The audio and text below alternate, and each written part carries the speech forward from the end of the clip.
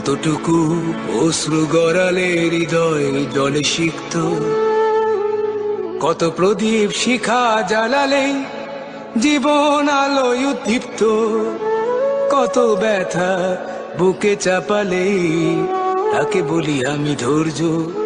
নির্মমতা কত দূর হলে জাতি হবে নির্লজ্জ। আমি চিৎকার করে কাঁদিতে চাহিয়া করিতে পারিনি চিৎকার।